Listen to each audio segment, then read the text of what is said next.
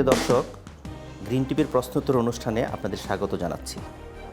আজ আমাদের সাথে উপস্থিত আছেন বিগত সরকারের আমলে অসংখ্য মামলা হামলা ও নানা জুলুমের শিকার হয়ে দেশ থেকে বাধ্য হওয়া বিএনপি নেতা ডক্টর এম এ কাইয়ুম।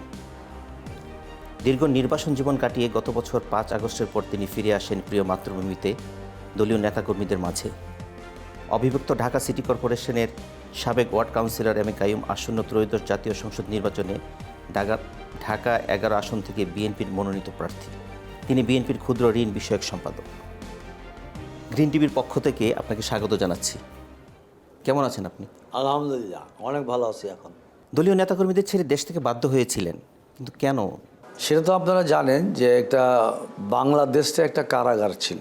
আমার নামে 103টার উপরে মামলা ছিল, তার মধ্যে একটা বিদেশি নাগরিক হত্যা মামলাও দিয়েছে। আমি দেশ থেকে চলে যাওয়ার পর শেখ হাসিনা, তারপরেও আমি চেষ্টা করেছি দেশে থেকে কাজ করার জন্য। তারপর শুনলাম ম্যাডাম নিজেই ডেকে আমাকে বললো যে জিয়া তোমাকে নিয়ে একটা গুমের তালিকা করেছে, তোমার কোনো দেশে ভিসা থাকলে চলে যাওয়ার চেষ্টা করো।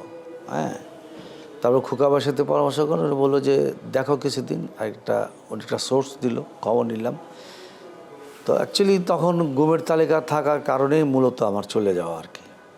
আপনি কি এরকম আভাস পেয়েছিলেন যে এই যেমন চৌধুরী আলম, ইলিয়াস আলী যেরকম গুম হয়েছিল, ম্যাডামই বলছে আপনার বেলায় এরকম কিছু হতে যাচ্ছে?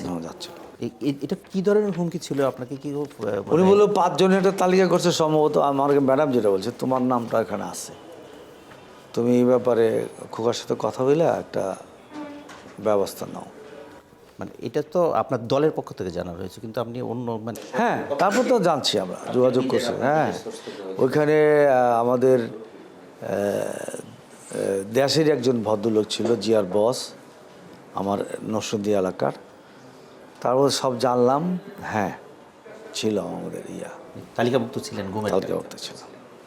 ঠিক তার আগ মুহূর্তেই আপনার নির্বাচনী এলাকায় একজন বিদেশিকে হত্যার একটা মামলার অভিযোগ ছিল আপনার বিরুদ্ধে।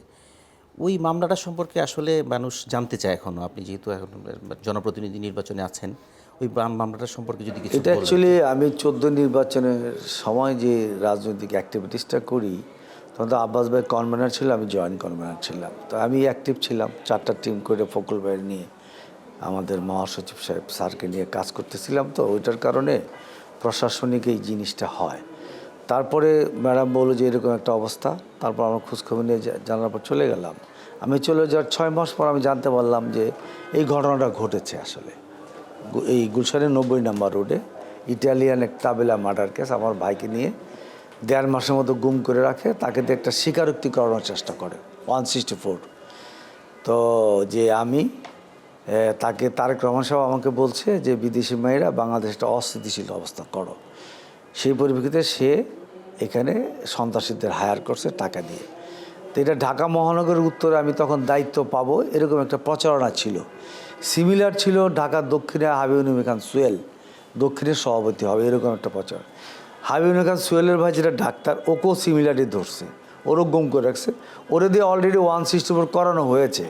যে সোহেল ভাই আমার বলছে, ওনার তারেক সাহেব খালেদা জিয়া বলছে, যে কারণে আমি তারা জাপানি মার্ডার কেসে ঢুকাইছিল, আমার ছিল ইটালিয়ানের মধ্যে।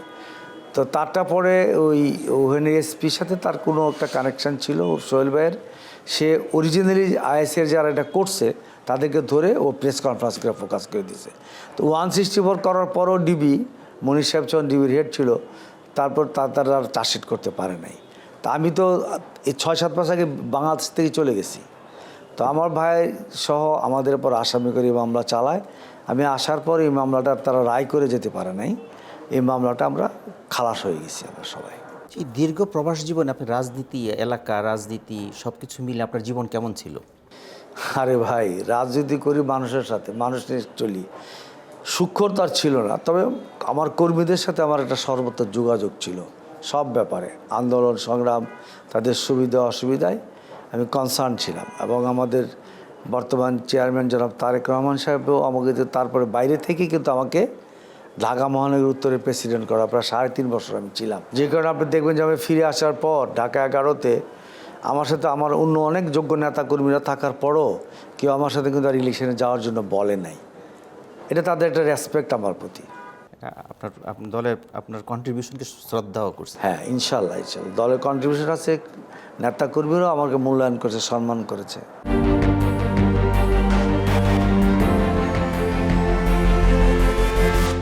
আপনার রাজনৈতিক বিকাশ ঘটেছে ধরেন বেগম খালেদা জিয়ার মাধ্যমেই। আমরা যদি মনে করি যে আপনার তরুণ বয়স থেকে আপনি বেগম খালেদা জিয়ার খুব না, কাছাকাছি বেগম রাজনীতি- খালেদা জিয়া, আমি জিয়া রহমান সাহেব আমল থেকে বিএনপি রাজনীতি ছাত্র দল মানে থেকে কিন্তু বিকাশ আপনার রাজনৈতিক বিকাশটা যদি বিকাশটা ধরেন, হয়েছে বিকাশটা actually। বেগম খালেদা জিয়ার আমলে হয়েছে। তো ওনার সাথে দীর্ঘ সময় রাজনীতি করেছেন, ওনার সাথে কোনো স্পেশাল কোনো স্মৃতি কি আপনার মনে আছে যে অসংখ্য অসংখ্য স্মৃতি। ম্যাডামের আন্দোলন সংগ্রাম, সেই আশাদ বিরোধী আন্দোলনে হাউস বিল্ডিংয়ের সামনে ম্যাডামের যখন টিয়ার সিল দেওয়া হয় এখানে, হ্যাঁ, আমরা সবাই ছিলাম ওইখানে। সালাম দাউদ্দার সাহেব তখন মহাসচিব, পানি ছিল, হ্যাঁ, মোস্তাফিজুর রহমান সাহেব ছিল, কর্ণরুলি সাহেব ছিল, সাইফুর রহমান সাহেব আমাদের সাথে মহাখালীতে ছিল, ওইখানে ওই সময় ছিল না উনি। তো ম্যাডামের আসলে একটি কি, ম্যাডাম অনেক শক্ত ছিল, যখন ওনার দরকার হতো খুব হার্ডলি উনি ডেলিভারি করতো। আর একটা মায়াবী, মানে মাদারলি একটা হৃদয় ছিল ওনার। আর যখন কাজ করার সময় ছিল, উনি খুব কঠিন হতো, কাজ করতে হবে, এই কাজ করতে হবে, ওই কাজ করতে, আন্দোলন করতে হবে। তা আমি তার কাছে, তারপর তার ওনার নিরাপত্তার দায়িত্বের সাথেও আমি সম্পৃক্ত ছিলাম, হ্যাঁ। তো উনি সত্যিকার অর্থেই অনেকটা ইসলাম প্রিয় মানুষ ছিল। তারপর ওনার মধ্যে তার দেশপ্রেম ছিল। জিয়াউর রহমানের যেরকম আমরা বলি যে একটা সততার একটা নজির, বেগম খালেদা জিয়াও তাই। এবং আগামী দিনে তারেক রহমানকে আপনারা এইভাবেই পাবেন, কারণ জিয়াউর রহমান এবং খালেদা জিয়ার সন্তান সে, তার শরীরের মধ্যে তাদের রক্ত প্রবাহমান। আমি তাকে ব্যক্তিগতভাবে 91 থেকে তারেক রহমান সাহেবকে চিনি। তার সাথে এই এলাকায় নির্বাচনে ম্যাডাম দাঁড়ানোর কারণে আমার সাথে ডোর টু ডোর উনি আমার সাথে গেছে। সুতরাং তারেক রহমান সাহেবকে আমি যত অর্থ লোভ ওনার একেবারেই নাই। উনি বাংলাদেশ নিয়ে যে আই হ্যাভ এ প্ল্যান, যে পরিকল্পনা নিয়ে আসছে, আমি মনে করি যে আগামীর বাংলাদেশটা একটা বৈষম্যহীন, একটা কল্যাণ উন্নত রাষ্ট্র ইনশাল্লাহ হবে। ম্যাডাম যেরকম দেখেন, ওনার একটা অসততার 100 টাকারও কোনো জায়গায় প্রুফ দিতে পারে না যে বেগম জিয়ার কাছ থেকে নিচ্ছে। তারপরে মিথ্যাচার প্রপাগান্ডা কেন? এটা জাতীয়তাবাদী শক্তির আগামী দিনের নেতৃত্ব হলো তারেক রহমান। এটাকে অঙ্কুরে ড্যামেজ করে দেওয়ার জন্য ইন্ডিয়া, আওয়ামী লীগ এবং ফলোয়ার্স যে মিডিয়াগুলি আছে, তারা তাকে নিয়ে এইসব মিথ্যাচারে লিপ্ত হয়েছে।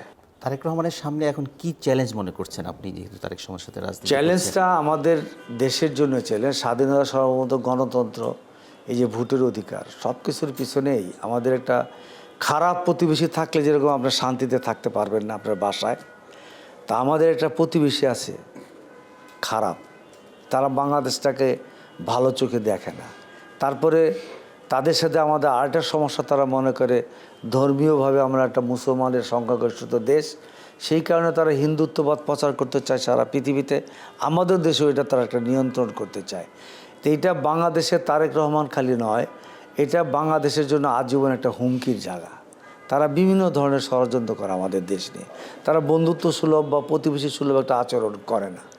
এই ষড়যন্ত্রটা মাথায় রেখে বাংলাদেশের রাষ্ট্রটাকে এগিয়ে নেওয়ার জন্য পরিকল্পনা করতে হবে। সেই জন্য জিয়াউর রহমান সাহেব একসময়, আমরা জিয়াউর রহমান সাহেবের 1-2টা আমার ক্লাসে যাওয়ার সুযোগ হয়েছিল। উনি বলেছিল ভৌগোলিক অবস্থাটা দেখিয়ে, যা তোমরা যখন দেখবা যে বাংলাদেশটা চারিদিকে বিশাল একটা ভারত গ্রাস করে আছে, ওটা দেখে যদি তুমি বসে থাকো তাহলে তুমি ভীত সন্ত্রস্ত থাকবা, আতঙ্কিত থাকবা। বাট তুমি যখন এখানে মাথা উঁচু করে তাকাবা, তার চেয়ে বড় অনেক শক্তিধর পৃথিবীতে অনেক শক্তি আছে, তাদের সাথে তুমি বন্ধুত্ব করো, তোমার প্রতিবেশীর সাথে তোমার অমীমাংসাগুলি তার থার্ড একটা ফোর্সের মাধ্যমে মীমাংসা করো, তাহলে তুমি ন্যায় বিচার পাবা।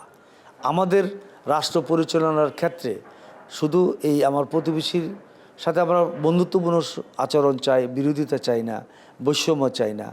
আমরা একটা সমতার ভিত্তিতে স্বাধীন আমাদের একটা দেশ, তারও একটা স্বাধীন রাষ্ট্র, আমরা একটা সমতল ভূমির মতো চলতে চাই।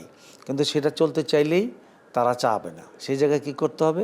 আমাদের বিশ্বের অন্য পরাশক্তির সাথে আমাদের একটা ওই রকম একটা সম্পর্ক সৃষ্টি করতে হবে, তাইলে বাংলাদেশের মানুষকে নিরাপদে ভালোভাবে রাখা যাবে। এটা আমার পলিটিক্যাল আইডিওলজিতে আমি মনে করি। পাশাপাশি ধরেন এই মুহূর্তে নির্বাচনকে সামনে রেখে একটা গোষ্ঠী প্রচার করছে যে তারেক রহমান এবং বিএনপি ভারতের সাথে নেগোসিয়েশন করেই এদেশে রাজনীতি করতে যাচ্ছে। এই অভিযোগে আপনার একজন বিএনপির সেন্ট্রাল নেতা হিসেবে আপনার অভিমত? শুনেন, 2008-এ আমিও জেলে গেছি, ম্যাডামও জেলে ছিল, তারেক রহমান সাহেবও জেলে ছিল। 2008-এই খালেদা জিয়া বা তারেক রহমান আপোষ করে নাই। 2008-এ আর্মিরা এরকমভাবে ক্ষমতা দিতে চাইছিল ওনাকে। আর এই দীর্ঘ 17 বছরের 14 ইলেকশনে আন্তর্জাতিকভাবে ওনাদের একটা মিডিয়া করার তারণ্য আসছিল। আপনারা জানেন যে এই ইউএনের জয়েন্ট সেক্রেটারি, তার মাধ্যমে নেগোসিয়েশন হতে চেয়েছিল।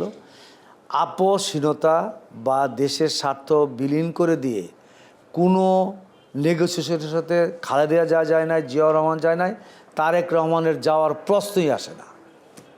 তাহলে অনেক আগে উনি দেশে আসতে পারতেন। এই বিষয়ে ধরেন আপনাদের প্রধান রাজনৈতিক প্রতিদ্বন্দ্বীর পক্ষ থেকে এরকম একটা অভিযোগ করা হচ্ছে। অপপ্রচার, মিথ্যাচার, অনেক কথাই তো বলবে। সেটা আপনি ধরেন রাজনীতি যেহেতু আমরা করি, আমরা যেহেতু ভোটে পাস করব, আমার অপোজিশনে একটা গ্রুপ থাকবে, তারা এখন হলো মিডিয়ার যুগ, অপপ্রচারের যুগ, কি এআই দিয়ে অনেক কিছু বানায়। তা আমি মনে করি না আমরা ভারত বিরোধী হতে চাই না, ভারতের সাথে কুলে গিয়ে বসে নাচতেও চাই না। যেমন একটু সামনে নির্বাচন, আপনি নির্বাচনের মধ্যে আছেন, তো নির্বাচনে কাজ করছেন আপনার এলাকায়, এর মধ্যে আপনি কাকে অথবা কোন রাজনৈতিক শক্তিকে প্রতিদ্বন্দ্বী হিসেবে মনে করছেন? না, আমার ইনশাল্লাহ এই ঢাকা 11 আসনে আমি, আমার জন্মের ঠিকানা হলো এটা। এখানে আমি দীর্ঘ সময় কমিশনার ছিলাম 94 থেকে 2013 সাল পর্যন্ত, একটানা প্রায় 2 যুগ। এই এলাকার মানুষের আমি উন্নয়নমূলক অনেক কাজের সাথে সম্পৃক্ত। এই এলাকায় ভুক্ত ছিল, প্লান ছিল না, গ্যাস ছিল না, পানি ছিল না, বিদ্যুৎ ছিল না। এগুলি বেগম খালেদা জিয়া আমাদের এলাকা থেকে 9-10 ইলেকশন করার বড়াতে উনি কমিটমেন্ট করেছিল, এবং আমরা তাকে বাই ইলেকশনের আগে, মেজর কামরুলে আসার আগেই আমরা ওনারে দিয়ে 1385 একর জমি এলাকায় একর মুক্ত করে আজকে বড় বড় বিল্ডিং হয়েছে, গ্যাস পানি বিদ্যুৎ করি। এবং 2001 থেকে আমরা 2006 পর্যন্ত বাড্ডা গুলশান লিঙ্ক রোড করেছি, বাড্ডা হাই স্কুল করেছি, মহানগর মহাবিদ্যালয় করেছি, অনেক মসজিদ মাদ্রাসা করেছি।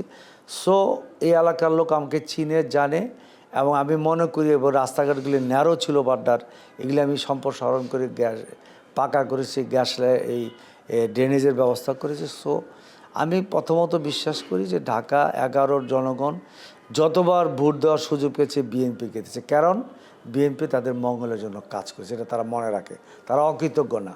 এবং আমি এটার পিছনে কাজ করেছি, এটাও তারা জানে। তো এবার আমি সরাসরি নির্বাচনে এসেছি, ব্যাপক সাড়া পাচ্ছি। আমি মনে করি না যে আমার নির্বাচনে কোনো সমস্যা হবে। আমি 100% আমার জয়ের ব্যাপারে আমি নিশ্চিত। আর 10 জন ক্যান্ডিডেট আমরা দাঁড়িয়েছি। আমরা গতানুগতিক রাজনৈতিক যে পরিবেশটার পরিবর্তনের জন্য একটা গণ-অভ্যুত্থান হয়েছে, 1400 মানুষের জীবন গেছে। মানুষের একটাই দাবি ছিল বৈষম্যহীন একটা সমাজ, যেখানে কোনো বৈষম্য থাকবে না। তা রাজনৈতিক কালচার হলো নির্বাচনের সময় একে অন্যের দুষ্কৃতি খুঁজে বেড়ানো। তা আমি এখানে কারো ব্যাপারে আমি কোনো কমপ্লেন করব না। এখানে ধরেন যে আমরা 10 জন আছি, আমরা একটা সৌহার্দ্যপূর্ণ পরিবেশে নির্বাচন করে সামনে এগিয়ে যেতে, কাউকে আমি ছোটো করে দেখতে চাই না। সবাই প্রতিদ্বন্দ্বিতা করছে, এবং আমার বিশ্বাস যে আমার ধানের শীষের পক্ষেই ঢাকা 11-র জনগণ ফাইনালি ভোটটা দেবে।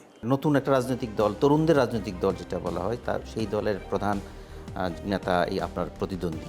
না, উনি গণ অভ্যুত্থানে, আমরাও 17 বছর শেখ হাসিনার স্বৈরাচারের নির্যাতনের শিকার হয়েছি, আমরাও এই আন্দোলনে ছিলাম। এটা তো 7 দিনে একটা অভ্যুত্থান ঘটে যায় নাই। 17 বছর এই আন্দোলনের বাতিটা বিএনপি জ্বালিয়ে রেখেছে।